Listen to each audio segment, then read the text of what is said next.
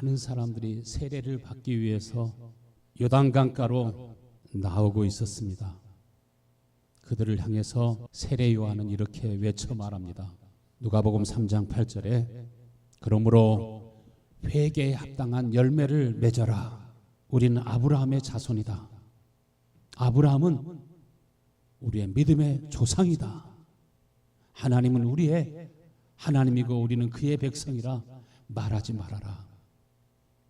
형식적인 종교 행위나 세례를 받는 것만으로 장차 오게 되는 하나님의 심판을 피할 수 없다라고 단언합니다. 한 번 죽는 것은 하나님이 다 정하셨다고 하셨습니다. 절대로 피해갈 수 없습니다. 모든 사람들은 다 죽음에 이르게 됩니다. 그러나 죽음 그 자체로 우리의 존재가 소멸되거나 없어지는 것이 아니라 한 번 죽는 것은 하나님이 정하신 것이요 그 후에는 심판이 있다라고 말씀하십니다. 교회에 오는 것만 가지고 네가 세례 받았다라고 하는 것만 가지고 너에게 직분이 있다는 것만 가지고 장차 오게 될 하나님의 진노와 심판을 피했다라고 생각하지 말라고 말합니다. 진짜 회개한 사람은, 진짜 하나님의 은혜를 입은 사람은, 하나님의 자녀로 하나님의 백성으로 거듭 태어난 사람은 반드시 거기에 따르는 열매가 나타나도록 되어 있습니다. 변화가 나타나도록 되어 있습니다. 그 사람은 빛으로 살아가게 됩니다. 빛으로, 열매로, 변화로 회개했다고 하는 증거, 하나님의 자녀가 되었다라고 하는 증거, 하나님의 백성이라고 하는 증거가 있어야 된다라고 말씀합니다. 회개라고 하는 그 말의 뜻은 메타노이아, 하나님께로 완전히 돌아오는 것을 가르쳐 말합니다. 메타노이아라고 하는 말은 단순히 슬픈 감정이 아니에요. 하루 지나가서 보면은 그 사람이 그 사람이에요. 달라진 것이 없어요. 그러나 진짜 회개한 사람의 마음 속에는, 회개한 심령에는 완악한 마음이 바꾸어지는 것입니다.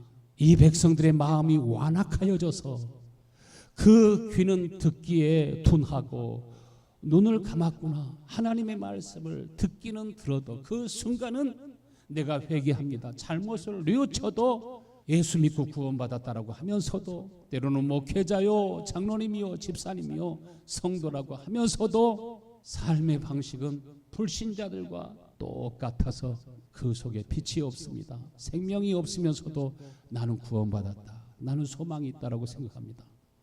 하나님 말씀하십니다. 회개에 합당한 열매를 맺어라. 하나님을 만난 사람은, 예수님을 통해서 구원을 받은 사람은 마음이 변화되고 성품이 변화되고, 그의 마음은, 그의 심령은 옛날에는 부자가 부러웠지만은 겸손하고 온유한 사람들을 볼 때는 부럽고, 주님 나도 저렇게 되기를 원합니다. 사랑이 많고 마음이 너그럽고 용서하고 참고 기다리고, 그의 삶에는 구체적인 변화가 있거든요. 성도들도 서로 부부끼리 이야기 안 해도 말이 참 거칠고 사나운 사람들이 얼마나 많은지 모릅니다. 좋은 열매를 맺지 않은 나무마다 찍혀 불에 사르게 되느니라. 좋은 열매를 맺지 아니하면은 도끼가 이미 나무 뿌리에 놓여 있으니 기회가 얼마 안 남았다는 것입니다. 형식적인 신앙은 생명이 없는 나무와 같아서 그 끝이 금방 그에게 찾아올 수 있습니다. 오늘날 교회 다니고 있는, 스스로 말하기를 그리스도인이라고 하는 사람들 속에도 심각한 문제는, 많은 사람들이 나는 예수를 믿고 있으니 구원받았다, 거듭 태어났다, 나는 죽으면 천국에 간다, 이렇게 믿고 고백하지만은 죄에 대해서 너무 무감각한 사람들이 많습니다. 죄에 대한 아픔과 진통을 잃어버린 사람들이 많이 있습니다. 그러면서 이렇게 말합니다. 뭐 죄 안 짓고 사는 사람이 있습니까? 온전한 사람이 있습니까? 그러나 분명한 것은 예수님을 만난 사람은, 복음을 받는 사람은 날마다 더 새로워져 가고 더 새로워져 가고 점점 장성한 그리스도인으로 자라가게 되는 것을 믿으시길 바랍니다. 골로새 2장에 보면은 하나님께서 예수 그리스도를 보내셔서 우리의 모든 허물과 죄를 은혜로 덮으셨습니다. 그러나 은혜로 덮었다라고 하는 것은 죄를 죄로 여기지 않는다라고 하는 말씀이 아니라 우리 속에서 굳은 마음, 강팍해진 그 괴팍한 마음, 완악한 성품이 새롭게 되는 것을 가르쳐 말합니다. 많은 사람들이 평안을 가지고 있다라고 하지만 가짜 평안, 복음을 가지고 있다라고 말하지만 가짜 복음을 가지고 살아가는 사람도 있고 가짜 복음을 전하는 사람도 있습니다. 이번에 보니까 교계 지도자인데 자기 임기를 더 늘리기 위해서 법도 사람들의 생각과 의견도 다 무시하고 말할 기회도 주지 않고 망치 가지고 당당당 하고서 통과시키는 걸 보았습니다. 제 마음속에서 사자처럼 부르짖는 사자우가 나왔어요. 당장 멈추세요. 중국의 그 유명한 목회자 가운데 프랜스 첸이라는 사람이 있는데 6천 명의 메가 처치를 이루었지만 그는 목회에 성공했다고 생각했어요. 자신은 특별히 하나님의 사랑을 받는 사람이라고 생각했어요. 그는 하나님 앞에 기도하면서 주님, 내가 얼마나 죄인인지 알게 해주세요. 프랜시 루이스가 하나님 앞에 기도할 때마다 내가 얼마나 죄인인지, 내 속에 완악한 성질과 마음이 있어서 사람들은 보지 못하지만 자신 안에 있는 숨은 죄를 생각하면서 하나님, 내가 얼마나 죄인인지 알게 해주세요. 나를 깨닫게 해주세요. 기도하는 가운데 활화산처럼 속에서 치밀어 오르는 악과 죄를 보면서 나는 목회에 성공한 것이 아니구나. 당장 중단하고 그가 다시 하나님 앞에 기도하면서 선교사로 자원해서 선교지에서 더 깊은 은혜 가운데 아름다운 사역을 감당하는 그러한 모습을 보았습니다. 하나님이 예수 그리스도를 통해서 우리에게 주시겠다고 하시는 언약이 무엇이에요? 예수 그리스도를 통해서 영생을 얻게 하시지만 이 영생이라고 하는 것은 부드러운 마음을 가리켜서 말씀하셨습니다. 내가 굳은 마음을 제거하고 부드러운 마음을 주리라. 새 영을 주고 새 마음을 주리라. 우리 마음을 교체해 주신대요. 어떤 마음으로요? 완악한 마음을 제거하시고 부드러운 마음을 주시겠다는 것입니다. 이것이 생명입니다. 누구와 같은 마음? 예수 그리스도와 같은 마음과 생각을 가지고 살아갈 수 있도록 하여 주시겠다고 하시는 것이 하나님이 우리에게 맹세하신 언약입니다. 시편 51편 17절에 하나님께서 구하는 제사는 상한 심령이라. 하나님 앞에 예배할 때 가장 중요한 것 중에 하나가 죄에 대한 아픔과 진통.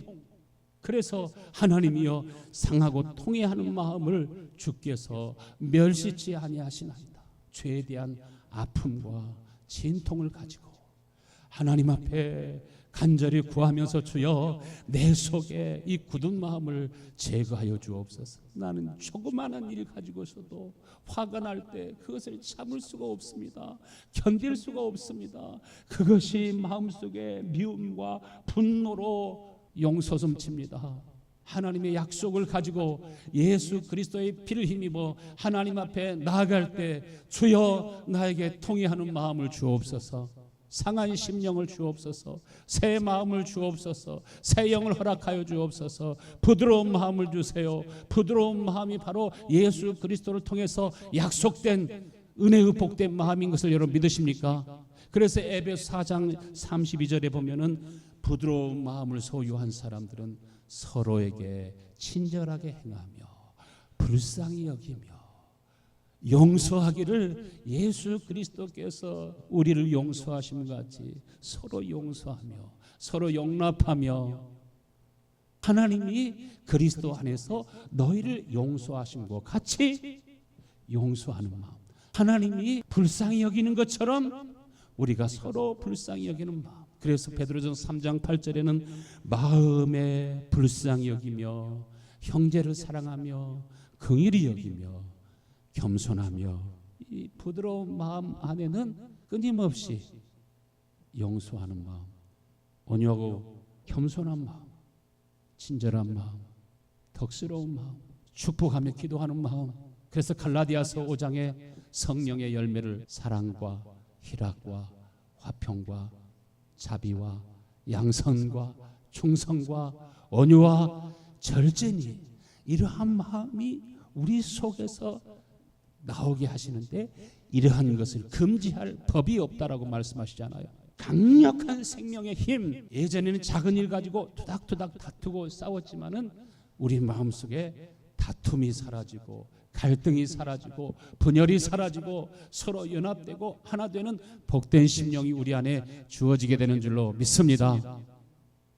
고린도후서 6장 1절에 이렇게 말씀합니다. 그런즉 우리가 무슨 말하리요? 은혜를 더하게 하려고 죄에 거하겠느냐? 그럴 수 없느니라.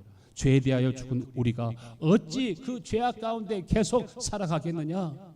은혜라고 하는 것은 죄의 권세에서 벗어나는 것입니다. 작은 일 가지고서도 신경질 내고 다투고 싸우는 마음이 아닙니다. 은혜는 거저 값없이 주셨지만은 이것이 값이 없는 게 아닙니다.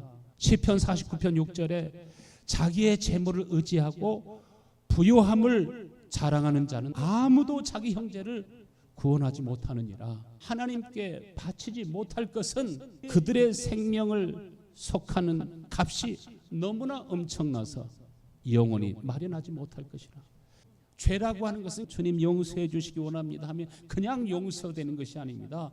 죄라고 하는 것은 엄청난 대가를 지불해야 되는 것입니다. 우리가 운전하면서 교통 법규를 잘 지킵니까? 제가 한국에 갔더니 저희 형님한테 고지서가 나왔는데요, 160만 원이니까 얼마가 범칙금이 나왔더라고요. 아니 어떻게 160만 원씩이나 범칙금을 떼올 수 있습니까? 그 내비게이션을 안 가져가 가지고 달리다 보니까 카메라마다 다 찍혀가지고 그게 합산이 되니까 160만 원어치 범칙금을 받아왔어요. 그거는 싼 겁니다. 한 번 성질을 낼 때마다 여러분이 10만 불씩 100만 불씩 내야 된다고 하면 성질을 내겠습니까? 그런데 죄에 대한 대가는 전부 다 계산됩니다. 계산이 안 된다고 하는 사람은 계속 성질을 내세요. 계속 화를 내세요. 거기는 엄청난 속전. 세계에서 가장 큰 부자도 그 형제를 구원하지 못하고 자기를 구원하지 못한 것은 그 죄 사함을 받기 위해서 내야 되는 그 값이 너무나 커서 생명을 속전하는 값이 엄청나서 영원히 마련하지 못할 것이라.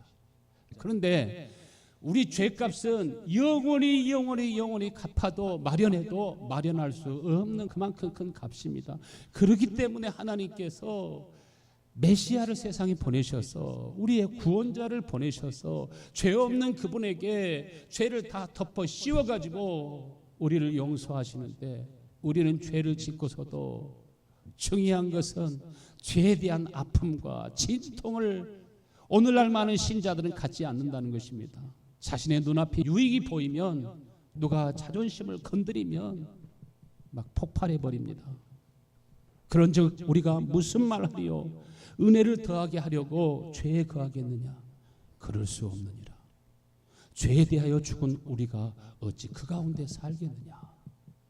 여러분, 은혜라고 하는 것은 죄의 권세로부터 벗어나는 것입니다.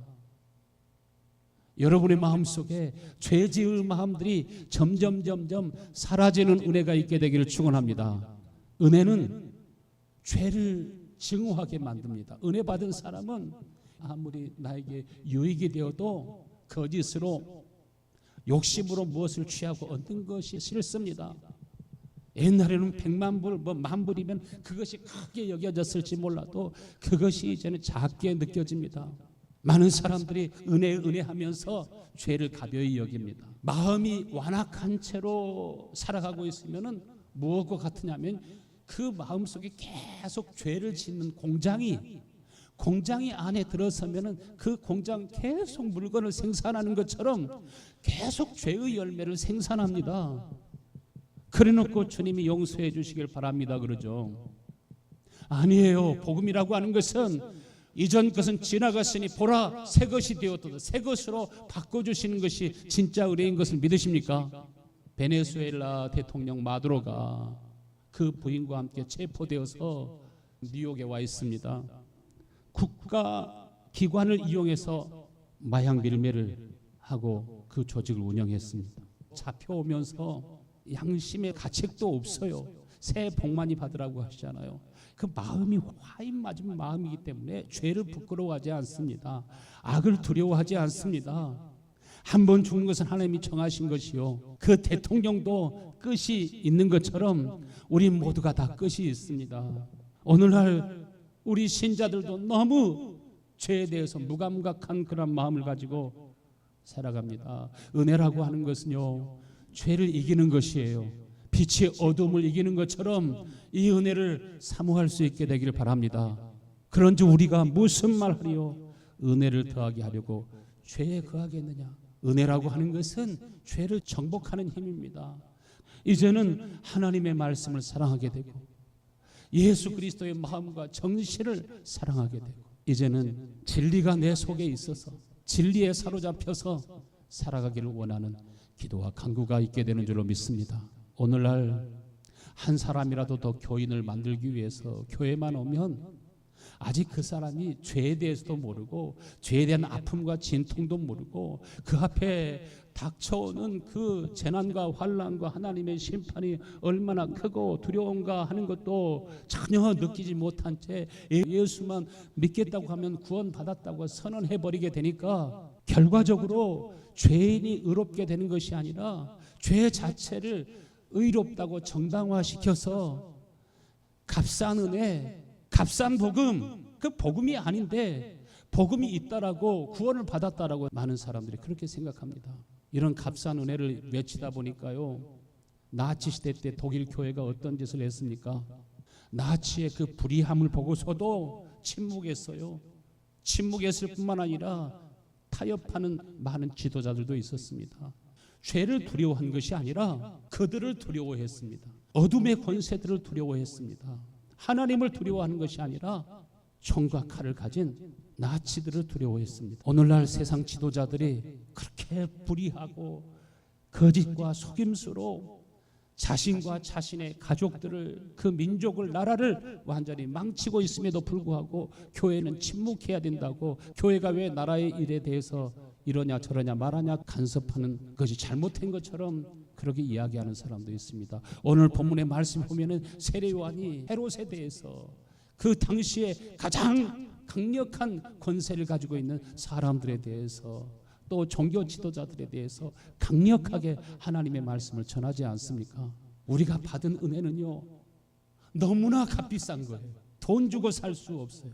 하나님의 어린 양이 되시는 예수 그리스도의 그 생명, 피의 대가, 그 피가 아니면, 그 가치, 그 대가를 지불하지 않으면 하나님 앞에 설 수 없습니다. 고린도전서 6장 19절 말씀에 너희 몸은 너희가 하나님께로부터 받은 바 너희 가운데 계신 하나님의 거룩한 성전인 것을 알지 못하느냐? 너희는 너희 자신의 것이 아니라 값으로 사신 바가 되었느니라. 값으로 산 것이 되었으니 그런즉 너희 몸으로 하나님께 영광을 돌려라. 이제는 나의 것이 아니라 누구의 것이라고요? 내 몸도 마음도 시간도 재능도 재물도 다 누구의 것이라고요? 내 것을 가지고 주님 앞에 드리는 것이 아니라 하나님의 것임을, 주님의 것임을 고백하는 것이고, 우리가 소유하는 것도 돈을 버는 것도 주 안에서 버는 것입니다. 주일날이면 오늘 하루 일해주면 1,000불 준다 할지라도 노, 10,000불 준다 할지라도 노, 100만 불을 준다 할지라도 노, 10,000불 주면 할렐루야 막 이렇게 하지 마시고 더 귀한 것이 있습니다. 너무나 값비싼 은혜를, 너무나 큰 대가를 지불하고 여러분을 구원하셨으니 거기에 하나님의 부르심이 있어요. 그래서 예수님께서 제자들을 한 사람 한 사람 만나시면서 너희는 나를 따르라. 우리가 왜 예수님을 따릅니까? 왜 오늘 교회 와서 하나님 앞에 예배드립니까? 주님이 우리를 너무나 큰 대가를 지불하시고 여러분을 사신 것을 믿습니까? 그런데 은혜라고 하는 것은 수고하고 무거운 짐진 자들아 다 내게로 오라. 내가 너희를 쉬게 하리라. 내가 너에게 주는 멍에는 쉽고 내 짐은 가벼움이니라. 억지로 하게 하시는 것이 아니라, 은혜라고 하는 것은 억지로 교회 나오게 하는 것이 아니라, 억지로 기도하게 하는 것이 아니라 자원하는 마음이 속에서부터 생겨나는 것입니다. 그러니까 짐이 가볍고 속에서부터 나오니까 기도하는 것이 행복하고, 금요일 날 오후 2시부터 기도하죠. 처음에는 힘들어요.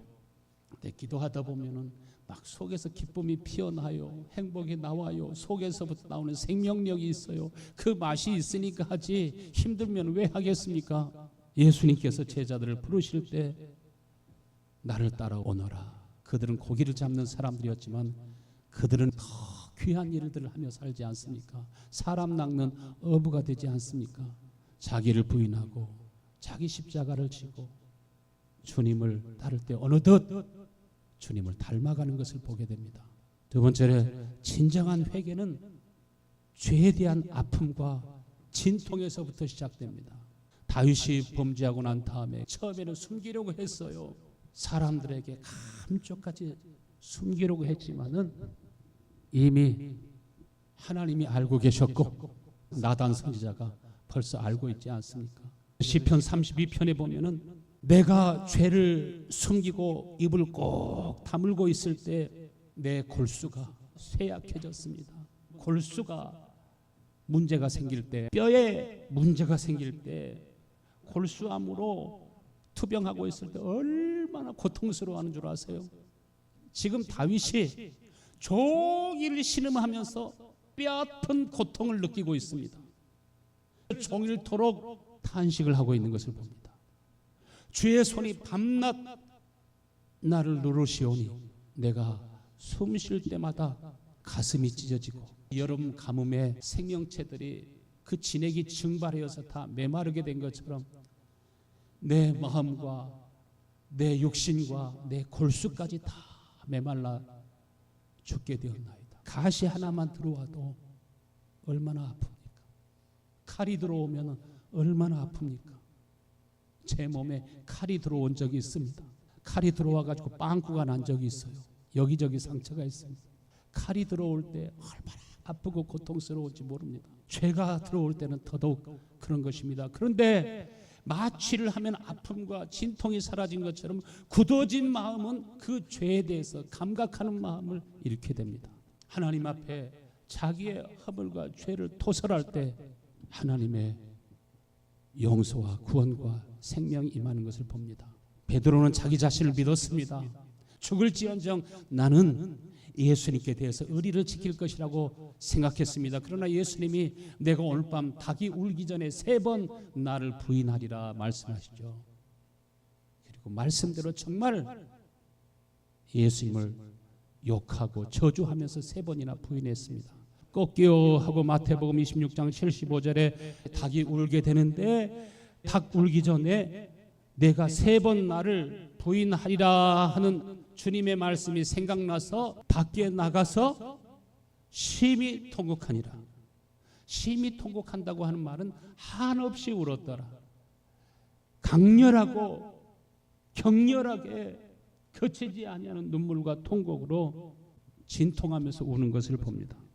오순절날 하나님의 성령이 임하실 때, 하나님이 그들의 마음과 실상을 보게 하실 때, 사도행전 2장 37절에 베드로의 말씀을 듣고 마음이 찔려 베드로와 다른 사도들에게 물어 이르되 형제들아 우리가 어찌할꼬 죽게 되었구나, 멸망하게 되었구나. 여러분의 심령이 되살아나는 은혜가 있게 되기를 축원합니다. 깨끗한 양심, 부드러운 양심, 거룩한 마음은 선한 양심이 하나님을 향하여 찾아간다고 말씀하지 않았습니까? 예수를 만난 사람은 누구나 다 아내를 사랑하게 돼요. 정말 은혜를 받은 사람은 다 남편을 존경하고 사랑하게 돼요. 잔소리. 이것이 그냥 속에서 막 나왔지만은 정말 은혜를 받은 사람, 빛에 의해서 어둠이 사라진 것처럼 여러분의 마음속에 불평과 불만이 다 사라질 수 있게 되기를 주의 이름으로 축원합니다. 요한계시록 3장 2절에 보면 사대교회를 향해서 너는 일깨어 그 남은 바 죽게 된 것을 굳게 하라. 내 하나님 앞에 내 행위에 온전한 것을 찾지 못하였나니. 교회는 다니고 있는데, 큰 감투도 직책도 있는데 내 하나님 앞에서 내 행위에 온전한 것을 찾지 못했느니라. 그 믿음에 걸맞는 행위가, 열매가 나타나야 되는데 열매가 없다 이 말입니다. 그러므로 어떻게 내가 받았으면, 어떻게 들었는지 생각하고, 어떻게 은혜의 말씀을 받았는지, 어떻게 하나님의 복음을 받았는지, 어떻게 처음 사랑을 느끼고 깨닫게 되었는지 생각하고 지키어 회개하라. 만일 일깨지 아니하면 내가 도적같이 이르리니 어느 시에 내게 임할는지 내가 알지 못함이라. 갑작스럽게 인생의 마지막이 오고 자기가 원하는 일만 하며 살다가 갑자기 인생의 종말을 맞이하게 될 것입니다. 복음이라고 하는 것은요, 불과 같아요. 일깨어 그 남은 바 죽게 된 것을 굳게 하라. 불씨가 남아 있으면 다시 큰 불을 일으킬 수 있습니까? 없습니까? 있습니다. 여러분의 마음속에는 하나님의 은혜의 불씨, 사랑의 불씨가 있는 줄로 믿습니다. 반드시 하나님의 말씀은 행위와 아름다운 조화를 이루어야 됩니다. 진짜 믿음을 가진 사람, 은혜를 받은 사람은 마음이 변하고 생각이 변하고 언어가 변하고 행위가 변하고 하나님의 말씀과 아름다운 조화를 이루어서 내가 믿음이 있다고 증거하는 것이 아니라 내가 볼 때도, 가족이 볼 때도, 친구들이 볼 때도, 장로님이 볼 때도, 목사님이 볼 때도, 옆에 계신 성도님이 볼 때도 변화되어 가는 것 같아. 날마다 새로워지는 것 같아. 이 은혜가 모두에게 있게 되기를 축원합니다. 고린도서 15장 55절에 사망아 너희 이기는 것이 어딨냐? 사망아 너희 쏘는 것이 어디냐? 너희 쏘는 것은 죄요, 죄의 권능은 율법이라. 은혜라고 하는 것은 생명의 성령에 붙잡혀 살아가는 것입니다. 은혜에 붙잡혀 살아가는 것입니다. 마태복음 13장 52절에 예수님께서 천국의 제자된 서기관마다 새것과 애것을 그 곳간에서 내어오는 집주인과 같으니, 천국의 제자된 성도들, 예수 그리스도의 제자가 된 성도들은 마치 옛것과 새것을 창고에서 꺼내가지고 오는 지혜로운 집주인과 같다. 이 무엇을 말합니까? 옛것이라고 하는 것은 과거에 하나님께서 주신 계명들, 율법들, 하나님의 약속들.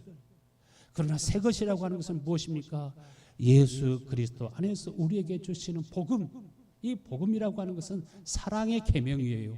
생명의 성령을 통해서 주시는 은혜의 힘이에요. 내 속에서, 내 배에서부터 생수의 샘이 넘쳐나게 되리라. 생수의 강이 넘쳐나게 되리라. 그리스도인이라고 하는 새 것을 가지고 살아가는 것이에요. 날마다 우리를 새롭게 하여 주시는, 새롭게 되는 것이 있습니까? 하나님을 등지고서는 새롭게 되는 것이 있을 수가 없습니다. 회개라고 하는 것이 뭐예요? 새 것이라고 하는 것은 하나님께로 돌아오는 것이에요. 예수님 알게 되면 사랑에 빠지게 되어 있어요. 하나님을 아는 사람, 그 사랑에 빠지게 되어 있어요.